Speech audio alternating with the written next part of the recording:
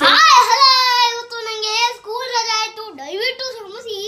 ಇದು ನನ್ನ ಕೊತ್ತಂಬರಿ ಸೊಪ್ಪು ಕಾಯಿ, ಇದು ನನ್ನ ಜೀರಿಗೆ ಮಸಾಲ, ಇದು ನನ್ನ ಸಾಸವೆ, ಇದು ನನ್ನ ಕಡಲೆಬೇಳೆ, ಇದು ನನ್ನ ಇಶ್ವಾದ ಮೆಣಸಿನಕಾಯಿ, ಇದು ನನ್ನ ಇಶ್ವಾದ ಕೊಳಂಸಾಯಿ, ಇದು ಪಲ್ಯ.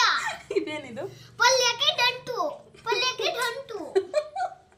ಇದೇನದು? ಇದು ಸ್ವಾಗರಕಾಯಿ. ಇದಾ? ಇದೇನಾ?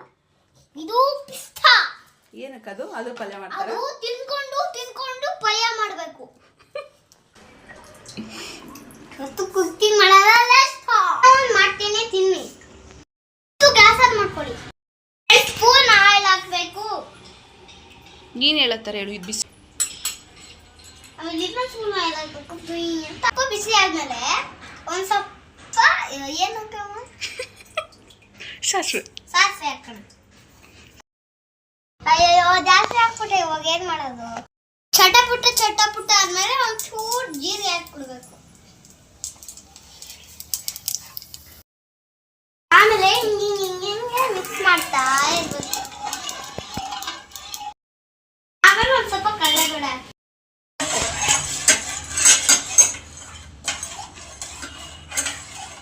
ಅದನ್ನೆಲ್ಲ ನೋಡ್ಕೊಂಡ್ಬಿಟ್ಟು ಪಿಸ್ತಾ ತಿನ್ಬೇಕು.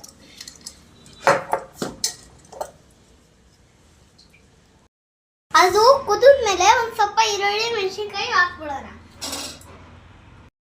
ಮಾಡ್ಕೊಂಡು ಹಿಂಗೆ ಫ್ರೈ ಮಾಡೋಣ.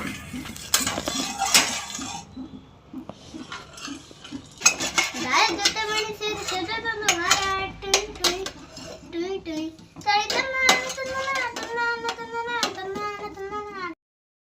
ಹೇಳ್ತಿದ್ರೆ ಸೀದಾಗುತ್ತೆ. ಬನ್ನಿ ನೆಕ್ಸ್ಟ್ ಮಾಡೋಣ.